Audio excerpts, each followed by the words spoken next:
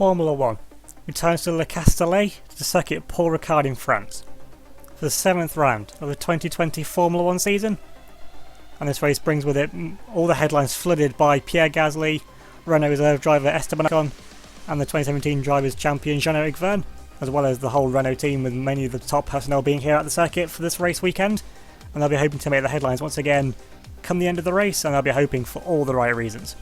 This track though does often throw up a wild card in the results, with Alfa Romeo and other midfield teams often going well here against the top cars.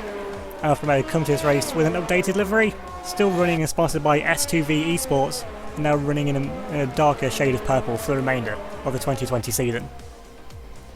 Renault, much like last year, putting big pressure on themselves to perform at their home race, and will be hoping for a much better result than what they scored last year with no points, with Jean-Eric Vergne expecting a podium or better come race day on Sunday. Fellow Frenchman racing on the grid, Pierre Gasly, was also looking to score points for the AlphaTauri team, however he looks to be struggling once again in comparison to his teammate Sergio Sotocamara, but he's still expecting a top 12 finish in the race. Hey guys, Renault here. Welcome back to Formula 1 for the 7th round of the season here at France, and it's quite windy and quite dull as well actually. And there is a forecast of rain possibly in the early stages of the race. And if we can get a first look at the grid, and you can see, no surprise, once again it's another Toyota front row lockout. The question is which one's on pole. We've got Mick Schumacher there, P4, brilliant lap from the German, the defending world champion. Looks like he's finally getting to grips with that Williams car. And down at the other end we've got George Russell down in 17th place, pretty much a role reversal for what they had earlier in the season.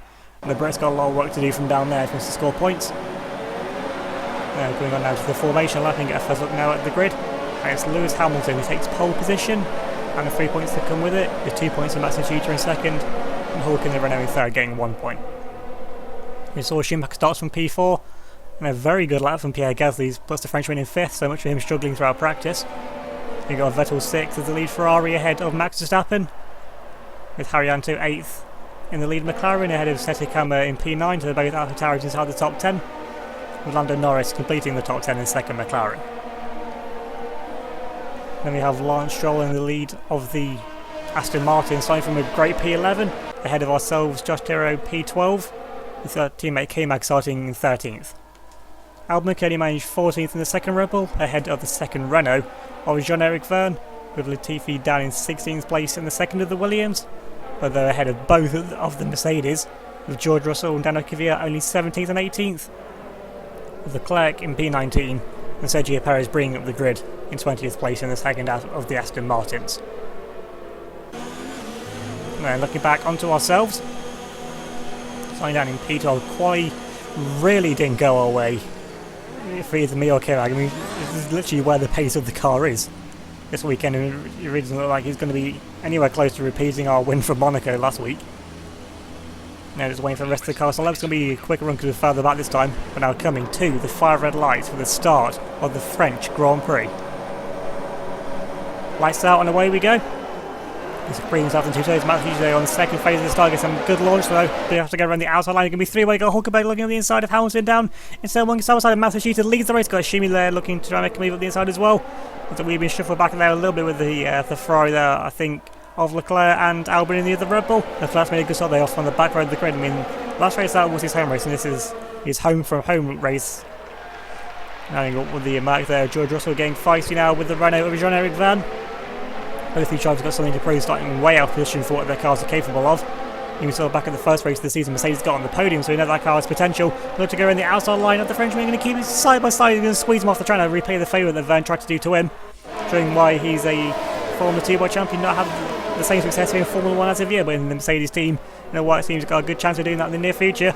He makes the move stick there on the Frenchman, and you've got one of the Alfa Romeo looking for a move on the inside line there as well. With Vergne, I don't know what's happened to him, and that's actually us there in the Alfa. Yeah, then we're all over the back then of the 2017 Drivers' World Champion now, can possibly make a move up into the high-speed right-hander. We're all up behind the back. Oh, Johnny Vergne, nothing there we can do to make a move on him. Just set down now into P15, can try and look at the inside line and try and play him off.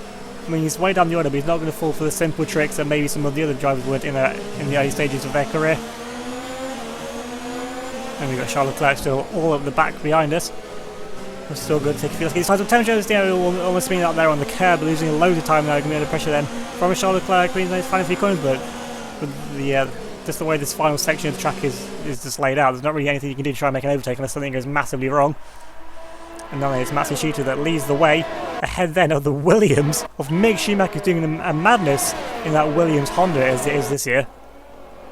He runs out a little bit wide, feeling the pressure from Lewis Hamilton because that Toyota is such a faster car, but Shimi, he pulled out the magic lap in qualifying, so his teammate down in P16, so it doesn't look like the Williams have too great a pace this weekend.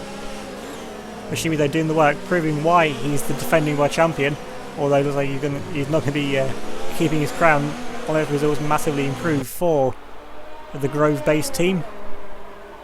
And Hamilton with a massive power advantage of that Toyota engine, that the choices have been the car to beat so far this year.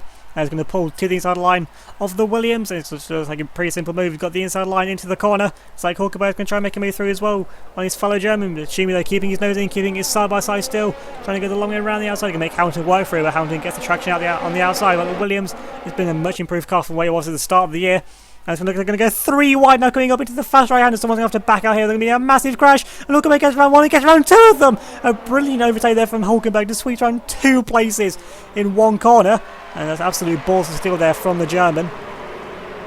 I guess still feeling from the last race that he should have won at Monaco, he should have a win on the board for Renault. Of course, that Renault's home race as well, and when he's got the TV time, he's going to need to be pulling out moves like this.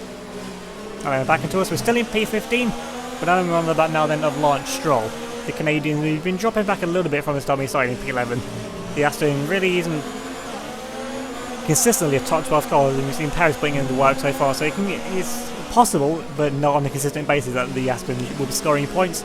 The Stroll does look to be a little bit of a blockade. He's going to try and go for the switchback line here on the Aston Martin for that. Oh, I don't think they get a brilliant run there on the Canadian, and with the DRS, it's going to breeze past him pretty much like he's not even there. I mean, he's got the AMG engine there. Pretty much all the engines are fairly equal, apart from Toyota, which is massively out front in terms of straight line speed. And we've got Vettel just making a move there on one of the Mercedes, it looked like. Coming down, yes, get a little bit defensive though from that Mercedes, possibly trying to make a move back on him. Can't quite see which of the Mercs that is though from this camera angle. Renault, we really need to get a move. We've seen the moves that Hulk is doing in the other Renault up in front, and then we need to sort of like kickstart his season as well. I mean, he's doing alright in the standings, but he's not really all too inspiring for to being a championship contender. Now we've got Russell with the DRS, looking to make a move to the inside line. Obviously, Johnny is going to breeze past the Renault. That's a simple move there for George Russell. He saw the Mercedes is faster than where it was showing to be in qualifying. And maybe if they can get the DAS system working, then both of them should be on for a double points finish. Possibly, definitely to at least get one car with the points. You've got some moves they're going up in front there once again. You've got the whole massive scrap they're going on side by side. And you've got Russell there easily pulling away now from the Frenchman Johnny Mans. I don't know if Van's got some kind of car issue, because there's no way he's this slow. We've seen what Hulk's doing in the other Renault. Obviously you think, I mean, they still might be a little bit different, but both the Renaults are going to be the same car, so I don't know why Van is going so slowly here in P13. With ourselves in P14, you've got Leclerc in 15th, and like people are slowly starting to clear the Aston Martin there. I'm not sure, so I imagine Stroll possibly went for a bit more of a qualifying setup. The race is just trying to hold on to position, but not really factoring how OP the DRS is with these straights, and trying to go the long way there around the outside line of Johnny Van. There's no way he can get past the Frenchman there. So once again, just trying any line that they can try and put him off. We're currently going for our fastest lap of the race, which is probably going to be nowhere near the outright fastest lap. But now we're on to last 6. This is where the tyre cycle essentially we get a little bit of a slide though, trying to almost get over the camera. I mean, it's a good job they don't get a corner cut for that. And actually, there's a few cars now coming into the pits for their first stops. Looks like you've got Gasly coming in along there with the Toyota of Lewis Hamilton. And for Gasly to still be right up behind the back of the Toyota, this, I mean, after 6 laps, the AlphaTauri really are showing a good turn of pace this weekend. There's going to be a set of medium tyres then for the Toyota, and I imagine it's going to be the same as well for the AlphaTauri, because everyone inside the top 10 will be doing a 2-stop in this race unless they go into a set of hard tyres at this stop. I think even if these guys, if they go into a set of hard tyres, they probably won't get to the end of the race. So everyone outside the top 10 gets the advantage of doing the 1-stop, because we can start on the set of mediums and go to hards later on. But the hard tyres are going to be so much slower. We will have track position, so it could even out with the track. Overtaking is actually quite easy, so I'd rather have the strategy, I think, and try and hold on. And we're near for a massive dive down and set the camera, try and catch this Brazilian napping. And of course, in his debut season, this is his 7th race in Formula 1. Though he did dominate the Formula 2 Championship last year. And so you're going to find me almost end up following him there into the pit lane. I decided against that because we're on the medium tyres. Because once he once you get into the rhythm of following the kind of front, you can end up finding yourselves taking their lines, even if they're not ideal for what you do. Now, what's one lap later, so see where Gasly comes out, because Gasly was the leader of the AlphaTauri, so he's the one that gets preferential treatment in the pit lane. And it's like, going in for what tyres? It's going to be another set of soft tyres. So, I mean, that makes sense actually, expect the strategy at AlphaTauri. If it's going to be a two-stop race, why not go aggressive with two sets of soft, and it's probably going to be a set of hard tyres later on. Now, this is where Sergio has to push now on his second stint, and he's got his teammate Gasly there up in front, so about 5 or 6 cars in between the two of them. But imagine right now they'll probably be using Gasly as a little bit of a blockade to try and hold up everyone else. But now they're on to lap 9, they're coming up into P4. Actually, it's getting a bit sunny now, so the threat of rain has definitely passed. And then you come through the sweeping round. That's definitely my favourite corner on the circuit. I really are getting now on the back. Fortunately, once again has to go defensive. There's no way really through there. They can try and find a line to make it through on the outside line. Just doesn't steer behind the French once again, and see we've got 2 race heads, so the tyres now are starting to go off, and also we are starting to be held up a little bit then by the Frenchman Jean-Eric Vergne. We've got 2 cars up in front, which is one of the Mercs, and actually our teammate Kevin Magnussen currently, as things stand, leads the Grand Prix. So every year we've had the French Grand Prix, either Sauber as it was in 2018, or Alfa Romeo have led the race every single year. And once again, K-Mag, he leads the lap, so he keeps that record going. And as we've gone under pressure though from the Mercedes, he's going to go around the outside line, going down into turn 1, and the Merc there, George Russell, just breezes past, and we're at the inside line. Oh, Johnny Verge made a move, stick, and we do. So one Alpha loses a place, another one gains a place. So currently running in second and third, which I mean, if we can get second and third at the end of the race, I'm definitely not going to say no to that. But K-Mag though, we've seen the amount of fight that Dane has since his comeback to Formula 1. Of course, he won the Monaco Grand Prix last year as well, so he's a race winner, but he's still going to be looking for a legitimate win on an outright pace basis. He's got DRS to try and come back at the Mercedes, but the Merc at the stage of the race looks to be the quicker car. And we've got Vergne coming back at us once again, coming onto the straight, the corner forward. I've never been good to this, not been able to get the power down. And Vergne once again just streaks around our outside line. We're going to keep this outside. They're going to make the 2017 champion work for it. Of course, we were championship rivals back in 2017. Came down to the final race.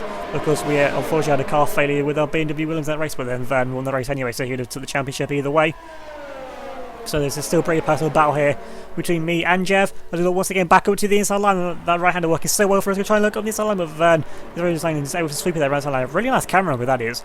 Nice sweeping line there. You can really get the view of it. Of course, the more we fight, the more this is just going to allow Russell and Kano to stretch their legs a little bit. Of course, this is where we really can't afford to be fighting each other at this point. We really need to be, in a way, working together to build the gap. And trying to look for the straight line on the outside line once again, trying to catch the Frenchman. That thing we do, first away on the inside line once again, and now we're behind him. I think we're also going to get the DRS to try and pull away from Vergne. Although we both actually have DRS because we're close enough. Well, the Vergne gets really pulling. See how much we've flustered the Frenchman. He's lost so much time there. Now that's what we need. And now they're more to the back of our teammate K-Mag. Of course, if one of us has the green Team Mord is illegal in Formula 1, but me and K-Mag now we need to work together just to try and build as much of a gap we can over Vergne. And then over these guys, which we're still fighting behind. Now looking here on board with Lance Stroll, I think this is. We'll see Sales and Piggy, and there's going to be holding up all the cars that did. And then we've got Mick Schumacher in the Williams be coming up behind. They're going to try and go the long way around the outside line. Coming into one is going to make the German work for it side by side still. Actually, no, that's Latifi in the Williams. Can't really tell from the helmet design. They are quite similar. And up in front, you've got Toyota and Red Bulls battling. No, so this is all about the home private data, and now that's actually now allowed the other Aston to try and get involved now. Good team there from Stroll holding up the season, going to let Perez go around the inside line, which then turns to the outside though. For this next corner, then the Aston can try and stick it there around the outside line. The team gives him space, he doesn't manage to get the line over the side line, he gets the traction to pull away. All these guys, of course, going to have DRS though against each other, and this is where the cars have pitted early, this is where they're all going to lose time now, stood behind these back marker cars, and now once again with the DRS. Can the team try and make a move once again on Stroll, try and go in the outside line once again. And there's more side by side from between the Merc and the Ferrari. And still keeping side by side in the Heath though with the inside line, going to try and squeeze out Lance Stroll on corner exit, but still keeping his side by side. The two K have put up some really good battles so far this year, and the team makes a move sticking now. They've got Sergio Perez now trying to make a move on his teammate as well. With Stroll who comes back around the outside line, gets a good run though with the straight line speed. The AMG engine being better than the Honda it seems at this part of the season so far. Latifi though with the inside line finally manages to make the move on his fellow countrymen. Imagine people watching back in Canada would have loved that though. I mean, I'm sure they're going to be they'd love it more if it was for a higher position, but still seeing their two home favourites going at it on the track like that. Now you've got the make a very late call to come into the pit lane actually. I'm pretty sure they didn't even commit to the line, so and then you're probably trying to juke out each other, as K-Mag at some point actually managed to re-overtake Russell. So that's something we've not seen. So as it stands at that point, K-Mag would have once again been leading the Grand Prix. Now looking at our team now, it's going to be set at hard tie, surely coming into the pit box now. Really good stop here from the Alpha Cruise to get back out in front of the Merc. There's a good stop there from the Alfa Romeo team. He's got back out in front of the Merc again, just about. I think they're closer than what they came in, but there's just enough of a gap. I mean, you can imagine that Russell has been told to do whatever K-Mag does, or actually probably been told to do the opposite, but K-Mag looks like he's staying out, so managed to juke him well. He's come out there just in front of one of the Alpha Tauris, which I can't tell which one that was on the camera angle. This is what I mean there. You're going to feed back into all the mid-pack of the front-running cars, but everyone else there has to stop again. So as it stands, we're all about 20 seconds in front of all these cars in front, but they're still going to be on quicker tyres now. This is where the advantage still lies with them, but in a few last time the advantage is going to turn to us. Now then, as we lead the Grand Prix, because K-Mag made the late call to come in, so it's me that leads the way. We've got Massive Shooter in second, then Hulk in third, and I don't know how far down the cars are, but actually bring up our fastest lap now of the Grand Prix, because we're running in Richmond, so we've still got a lot of fuel saved up now. This is our time to push, to try and possibly get an overcut on our teammate, and Russell and Mespolio staying ahead of Giant Van in the Renault. We've got a little bit of a gap to Massive Shooter. Actually, now we've got a safety car deployed. Someone's out of the Grand Prix. Not quite sure who that is, though. And now, actually, this is what I was so massive that I got so surprised there as convinced out the race. I actually ended up changing my camera angle. And now then, this is what was so good for us. Now we've got safety car delta, which means that we can pit under safety car, and we could possibly even keep the lead of the Grand Prix. It's worked out so well for us. I mean, K-Mag, he was the lead car, he got the lead treatment, as it always is. Staying out this one extra lap, though, could have really ended up working out for us in our favour. Because now we're going to come in. Is everyone else going to pit? So is everyone else going to come in for their second stop? I mean, for us, though, we have to go into a set of hard tyres. We've got no choice about that. Although we have to go into a set of soft tyres, though, the team have changed his strategy around, and so we're going to go into a set of soft tyres now. They've reacted to everyone else coming in. They didn't tell me about this change. Now we're going to come in, we're going there for a set of soft tyres now, which means we have to make another stop in the race. But now we're going to push like anything. We're going for the track position. This is the Team C. We keep the track position. I've worked out that the car behind us is currently our teammate K-Mag. So the Alfa Romeo putting up a massive gamble here under the safety car. The thing is, they're going to use K-Mag as the barrier, allow us to pull away, because you've got the Mercs behind and Vern on hard tyres, which are all going to the end of the race on that set of tyres. But the thinking is, they're going to need this barrier here to hold up currently Massive Shooter, who's the lead of the front running cars. You're going to have this massive barrier, then you've got all the other midfield back market cars still in the mix here on hard tyres, because they'd already all pitted. Everyone else has come back in for a set of mediums, so they're all going to the end of the race. I mean, I'm pretty sure the scene from the pace we had in qualifying, me and K-Mag, we're going to be nowhere near winning the race. If we go on the hard tyres, we're just going to drop back through the field. They're putting me on the softs now. I'm going to have to push like absolutely anything now. Use maximum engine modes, all the richness I've got saved up. Of course, I can save even more fuel here under the safety car. As it looks like everyone else, apart from me, has now made the final stops of the race. And I've got to pull out, what, 20 seconds or so on the cars around me? To if I want to even try and get anywhere close to winning the race, or even getting a podium, which I'll be happy with from this race weekend. We've got Verstappen way down the order, as they'll probably have to stack as they'll come back in for that second stop. So you've got all the cars that are at the front are now right down here at the back. You've got, you've got Hamilton down in second to last place. That's what I mean. That's probably what the teams are. Everyone else would have to come back in again and make the second stop under safety car. So that's going to put all them down the order. I mean, with the cars at the back, yeah, I could gain a lot of time on the back of them. And so you've got Lando Norris at the back of the grid, so not a custom place there for the Brit. Now on to lap 16, onto the end now of the safety car period. I've saved up so much fuel. We've got 3.6 laps extra in fuel, and we've got a full battery there of ERS as well. I'm going to push like a stamp right now. And K-Mag is going to have to this is basically K-Mag repaying the favour from last year at Monaco, where I was the wingman for him. He's going to have to wingman for me now.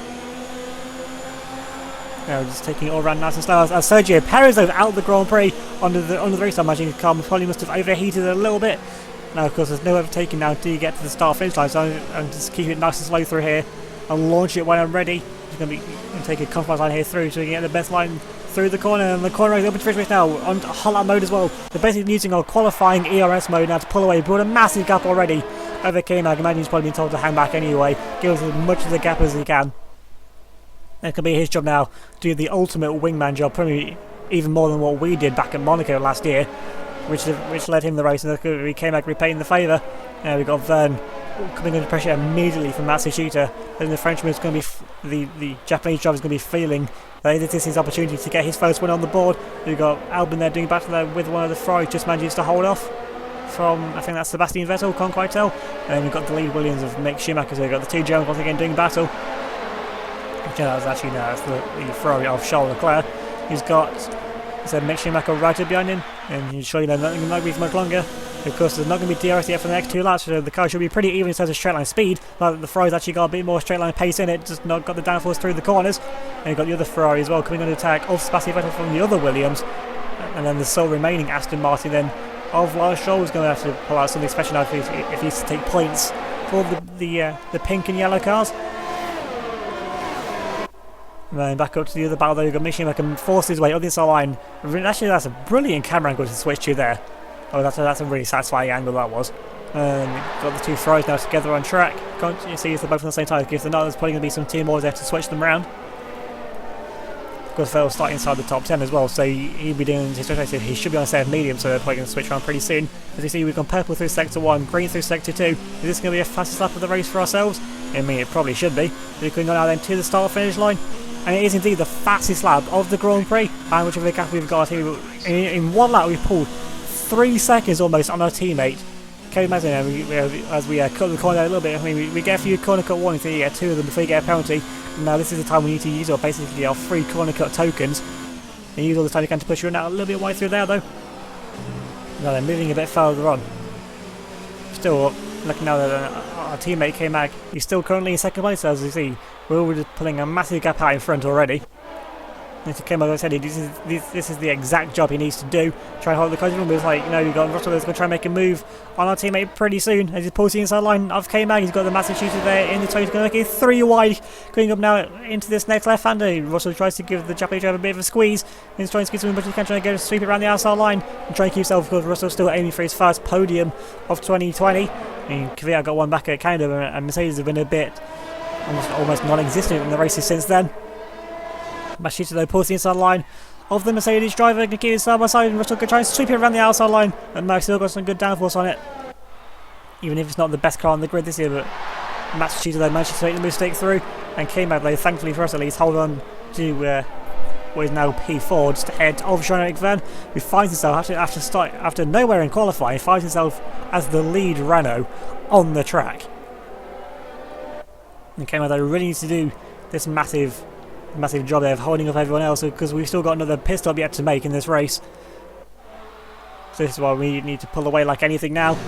We've still got Verne there with the DRS now. I think probably got DRS now at this stage now. Going to pull back. He's actually does have DRS. It's been more than 2 laps. We're going to try and make a move on our teammate Kevin Magnussen. He's going to pull the inside line and Kevin basically pulled to the inside to try and defend. What he did there was give Jeff race a line. But as he's looking now, so the second to last lap of the race, I've not actually come into the pits, and I might be in trouble here. I was 77% wear on the front tyres. The team made the decision in the end to leave me out. They're seeing the pace that we've got. We pulled a massive gap, and then decided to actually second guess their strategy call and leave me out here. So they've actually had to do half the race on a set of soft tyres and try and make them last. Now we come over the line onto the final lap. I'm 2.5 seconds down. This is what the team, once again, they've rolled the dice. They're trying to get me my second win here at the second Paul Ricard in a row. And last year under the wet conditions, they just managed to hold off from eventually Max Verstappen after Russell had a penalty. Once that tyre hits 80, this is where any time now I could get a puncture here, possibly on this final lap. And all the corners here, they're basically all right-handed, so that tyre's going to be under so much stress now. I'm 1.3 seconds down through the first sector alone. I'm going so slowly on this final lap. Matsushita's going to be pushing like anything now. And I'm up to 81% tyre wear now. That tyre, that could go any time soon. Literally right now, in a straight line, that tyre could blow. And then I'm going to be so gentle now on the brake, just coasting through the corners. Also, you can't see, but I'm basically running in lean mix as well, just trying to slow down the car as much as possible. I mean, of course, the idea is to win races as quickly as possible. But when your tyres are this one, you want to just coast the car through. 2 seconds down. I think that's through the second sector. Overall, you got Massachusetts. He's only 2.7 seconds behind us now. I mean, with how slow they're going, he's going to be right on me at the end of the race. down, just coaxing this car through, just feathering the throttle there in 4th gear just to hold it through, and then coming through. This is good. I need left-hand corners now to try and protect that tyre. Running out in the curve, that's not what we do because curves cause punctures. And my other front tyre's not looking too healthy at the minute now either. And you've got 2 more corners left to go. The tyre holding through there. Now the tyre complete. Just hold on through one final corner. Massive Sheet is right on the back of us now. Let's run out on the curve now. We don't get much for that. And that's going to be at the run out to the finish line. We pulls the inside line. And we're going to win the French Grand Prix. The team with a masterstroke strategy. Rolling the dice. The ultimate strategy call right there. Soft tyres for like half the race, and we just managed to make it work. I have no idea how we did, but Fred Vasseur, whoever is the team strategist for Alfa Romeo, they need a raise. They need a massive bonus after that, and we get the win here at the Circuit Paul Ricard. I still don't even know how he managed to pull that off. Massive Cheetah, one more lap, he'd have got past us. So we just managed to coax it through for the win of the French Grand Prix, our 2nd win in a row as well. And we come now onto the podium. I mean, we started in 12th place, I think we did, 12th, 13th place, and we've won the Grand Prix. When's the last time someone won a race from like 13th place on the grid? I don't even know, probably when we did last year in the Alfa Romeo last year as well. But still, we managed to square the champagne there on Massive Cheetah, showing that the podium with Jean-Eric Vergne started down in about 17th place as well. So I'm pretty sure many people weren't expecting that podium come the start of the race.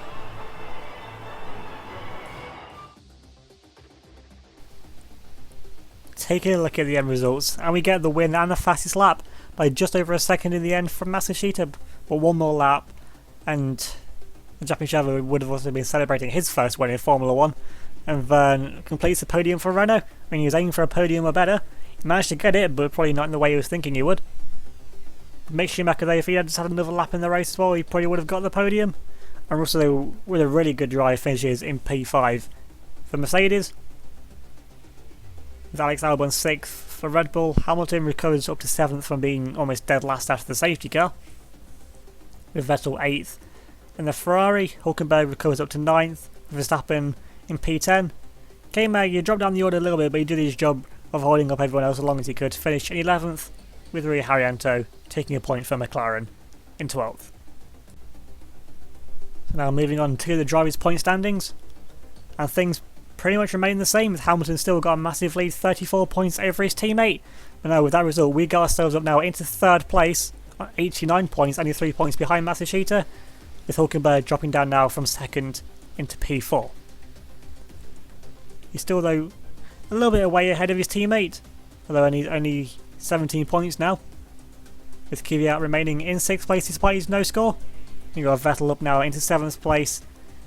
That's the lead Ferrari ahead of Max Verstappen by 1 point, 35 to 34. Then 1 point further back on 33 is Mick Schumacher. And on 32 points is K-Mag. On 31 points is Latifi. And on 30 points is Albon.